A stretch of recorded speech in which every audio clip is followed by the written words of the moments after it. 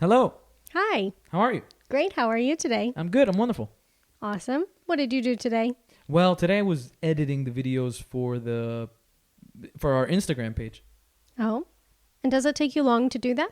Well, at first it took me longer. Now I can bust out maybe 2 per day. Oh, that's great. Yeah.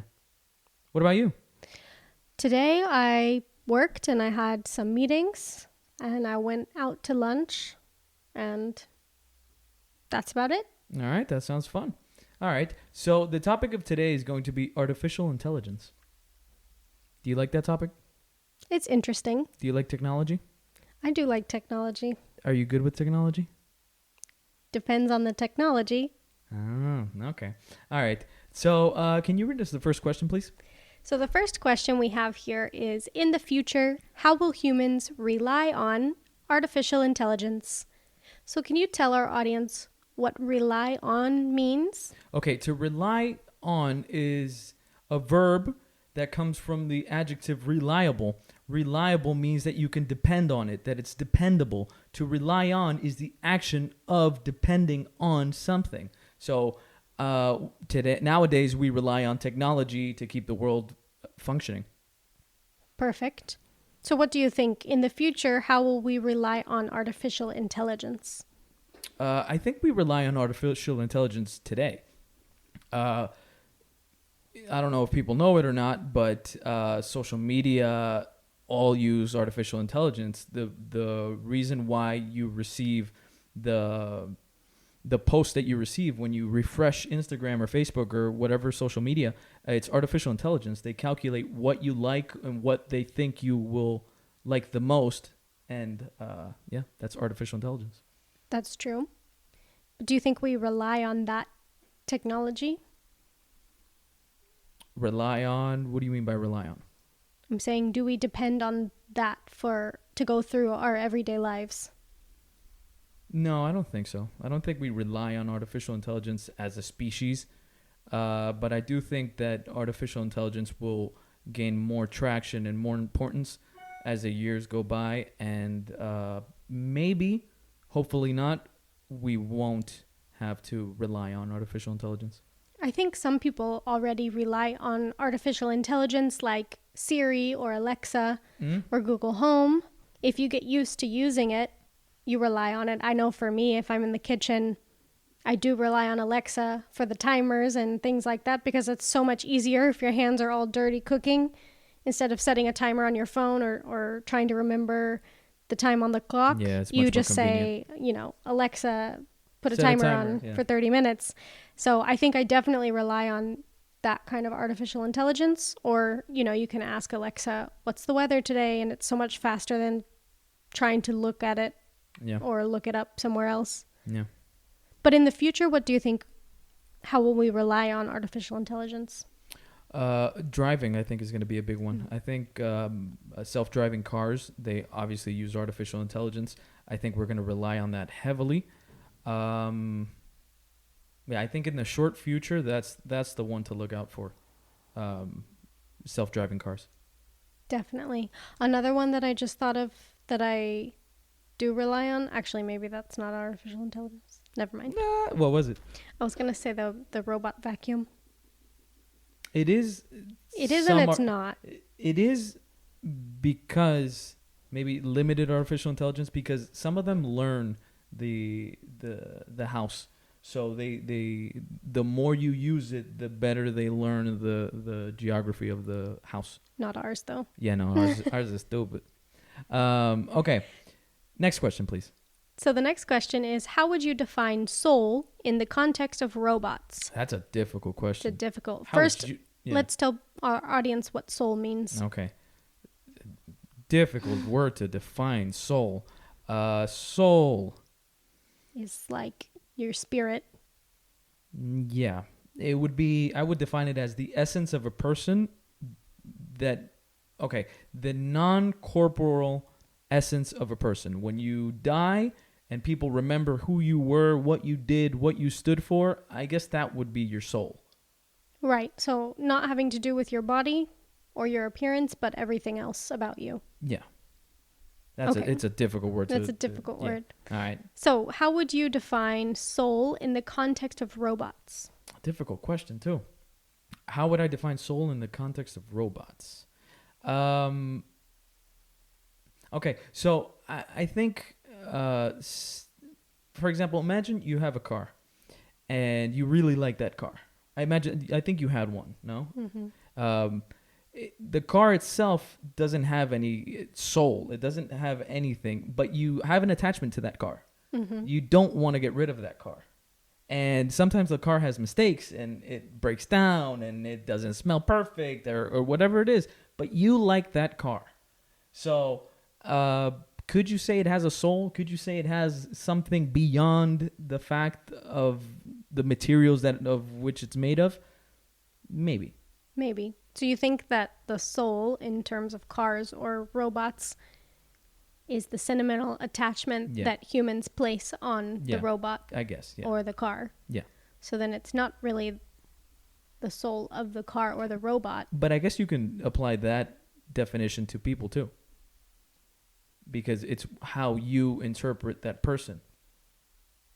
And that's going to define the soul of that person, how you interpreted them. But I think that the soul of robots would be based on the people that they learn from. Okay.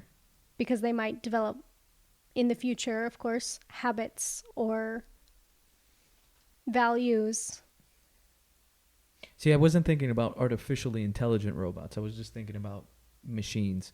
But you're right. If you're talking about artificial intelligence, how they're programmed is very important. And I guess their soul... who they learn from.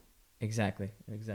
So maybe the correct answer, or a correct answer to how do you define soul in the context of robots, is understanding the moral character of the people who programmed it. I think so. Okay. All right. Let's move on to number 3. Mm-hmm. So the question is, how do you think the development of artificial intelligence robots will affect the ability of humans to achieve fulfillment? Okay. This is an interesting question. Because but first, what is yes. fulfillment? Okay, fulfillment, another difficult word to define. Fulfillment. The feeling of fulfillment is the feeling of realization, the feeling that you've achieved the objectives or the challenges that you set out to overcome, and you feel fulfilled when you achieve them. The feeling of fulfillment is that. Right. So you feel like satisfied. Mm-hmm. That you achieved something, that you succeeded at something. Mm-hmm. Perfect. So what do you think about the question? Can you repeat the question, please? How do you think the development of artificial intelligence robots will affect the ability of humans to achieve fulfillment? Okay, so this is interesting. I read a book once, a very interesting book, that was about a janitor in New York City. And his son...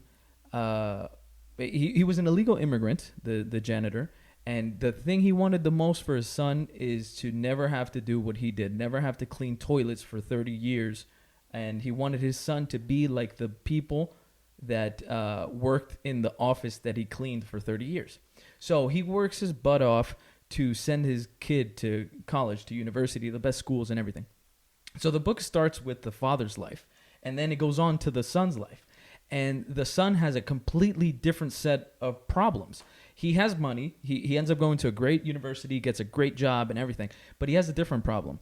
To continue growing in his career, he has to move all over the country. So he can't find the sense of identity. His father was very easy. He was a janitor. You asked him, what do you do? I'm a janitor. He knew he had a sense of identity that came through his job. The reason why I'm telling this whole story is because the more routine jobs are occupied by artificially intelligent robots, the harder it's going to be for individuals to find purpose and find a job that will actually make them feel fulfilled. I disagree. Okay. Because I think that fulfillment doesn't come only from your job. Uh-huh. Your job's not the only source of fulfillment. I read a book. You read a book? Yeah. I think it's called A Man's Search for Meaning. Okay. By Viktor Frankl. Yeah. one of my favorite books in the whole world. And he talks about how humans are always looking for their purpose or fulfillment, and they naturally find a purpose. And only when that purpose is stripped from them do they lose all hope and end up maybe dying, which is his book was about Auschwitz. So it was relevant to the internment camps. But I think it also shows that no matter who you are, where you are as a human, you're always going to look for a purpose.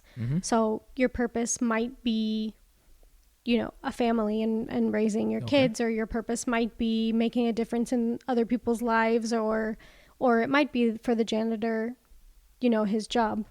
But I think that as robots start to do the more routine jobs, like you mentioned, that there's always going to be the next level of jobs or fulfillment. There's always going to be things that robots can't do, and there's always going to be things that humans want to do, and goals that humans can work towards, even if it's not necessarily job related. Yeah. Another argument for artificially intelligent robots taking over routine jobs is that it will give time and ability for humans to dedicate their time to art, to sport, to whatever, something that can actually make them feel more fulfilled. So, yeah. Okay. All right. Next question, please. If humans rely heavily on the artificial intelligence of robots, do you think the capacity of human intelligence could go to waste? Okay. So what does waste mean? Okay. So waste refers to an object that has no utility. It's not useful at all. It's completely useless. It's waste. Okay, perfect. So what do you think? Do you think that the capacity of human intelligence could go to waste? So I think it could go either one of two ways. So imagine the theory of, if you have a calculator and you only use the calculator, does it make you less intelligent if you don't have to do mathematics by hand? If you always rely on the calculator? Because you don't develop your ability to do the mental calculations. So you could say that your intelligence, your human intelligence, is going to waste because you're relying on technology. On the other hand, you could argue, if you have the calculator, you can be much faster and you don't have to dedicate your intelligence to routine things, and you can dedicate it to theories and to discovering new utilities for the mathematics, for the higher level of mathematics. What do you think? I tend to agree with the second one, because I think at one point before calculators, people had to do, the basic math functions in their head or written down, and it took longer. But now we have the base where we don't have to do all of that, and we can go to the next level and save time, of course. And it's kind of like, if you're saving time on routine things, then you can focus on more difficult things. Interesting. All right. Next question, please. The next question is, if robots could identify hatred in human interactions, do you think they could help prevent violence? Interesting. So what does hatred mean? Okay. Another difficult one to define. So hatred would be the noun that encompasses hate. So hatred would be all of hate put together, would define hatred. And what is hate? Hate is when it's the opposite of love. It's when you detest something, you hate something. Very good. So do you think if robots could identify hatred, they could help prevent violence? I'm not sure. I'll ask you a question. If a robot could see levels of escalation of violence, of conflict, if they can notice when a person's tone changes, when somebody's making facial expressions that can be identified as anger, do you think a robot could be useful in de-escalating the situation, in letting the humans know that if they continue down this road, that they will end up having a violent conflict? I guess I was kind of picturing it as robot bodyguards. Oh. So let's say you're at a bar and there's two Yeah. guys. I don't necessarily think it has to be hatred, because I don't think people fight because of hatred. Okay. I think people fight because they're impulsive Yeah. or something, but I don't think it's normally hatred. Yeah. Because I mean, I've never been in a physical fight, but I imagine that fights I've seen of maybe guys drunk at a bar, Mm-hmm. maybe they're fighting over a girl, but they don't hate the other person. Yeah. They just get mad and they're Yeah. impulsive. So I see it more of, like you said, if the robot could identify aggressive behaviors, Yeah. then, they could step in and probably react faster than a human Yeah. would be able to, because I think human bodyguards generally step in when they start fighting. Yeah. But maybe a robot could identify, I don't know what it would be, maybe eye patterns or facial expressions like you mentioned, and then they could step in before the situation escalated into physical violence. So let me make this question much more difficult. We're talking about artificial intelligence. Now, imagine the artificial intelligence of Facebook, Twitter, Instagram, all of the social media platforms had an algorithm that determined when somebody's speech is violent or hateful, and they deleted all of the comments. Do you think that artificial intelligence could not accurately identify hateful comments and end up doing a disservice to humans by censoring them? I think that it wouldn't be a bad thing if hateful comments are removed, because there's a lot on the internet and people tend to change when they get behind a screen and a keyboard. And of course, bullying is something that is horrible and rampant online, especially in young kids. And like, I think you mentioned that we've seen a large increase in suicides because of social media, especially in young women. And I think a lot of that is due to really hateful comments that they see on the internet about them, about their bodies, about all that kinds of stuff. So I'm not sure it would be a bad thing if artificial intelligence could censor in that way, because even though maybe that person has, freedom of speech, if you're going to end up saving people's lives because of it, maybe they can say it in person and not on the internet, which they're not going to do, because people only say things on the internet like that. Generally, some people will, but it's much higher on the internet. And then I think it also depends on the platform itself. So if, for example, Facebook decides they want to use artificial intelligence to take away hateful comments and you don't like that, well, you can leave Facebook and go somewhere else. So I think it would then be up to the platform. Fair enough. Next question, please. Next question. So, do you think humans would have the willingness or capacity to teach robots about their morality, values, and ethics? Okay. So, what's willingness? Willingness is to be willing is to be open to doing something. Imagine the power of will is the capacity you have to do something, your will. Willingness is the openness to doing something. Can you repeat the question, please? Do you think humans would have the willingness or capacity to teach robots about their morality, values, and ethics? I think it's super difficult, if not impossible. I think the values, ethics, and morals of individuals are accrued. They're gained through thousands of years of human mistakes, errors, lessons that are told through stories, through art, literature, music. I think we understand it at a level that we are not able to articulate, especially one individual.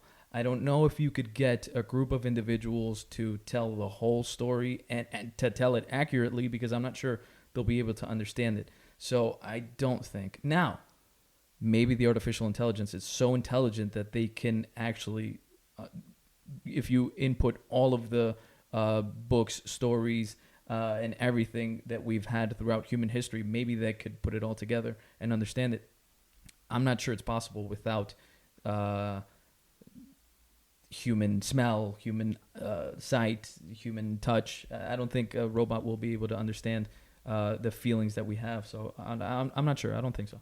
I think that robots obviously won't be able to feel it or experience it, but I think if they went around and followed humans, and in the future, of course, when we have these robots that can do all of this stuff, that if you follow a person around and you ask them why they're making all of the decisions that they're making, the robot could statistically deduce the moralities and values and ethics if they, are asking why lots of humans are making the decisions that they're making. Because I imagine that if you share morals or values, for example, with your family, then you're going to make a lot of the same decisions. So I think that the robots could learn what our morals and values are, but not experience them. Okay. All right. Very interesting. All right. So tell them where they can find us. All right. So this is the Spealive podcast. There are worksheets in the description, as always. So if you want to download the worksheet, reinforce some of the vocabulary that you heard today, or even practice the discussion questions with a partner or a friend, you can do that as well. You can find our episodes on YouTube and Spotify. You can find our Instagram at Spealive, and you can find our website at speakalive.es. Feel free to reach out if you have any topics you want us to cover, and we'll see you next time. All right. We'll see you next time. Bye.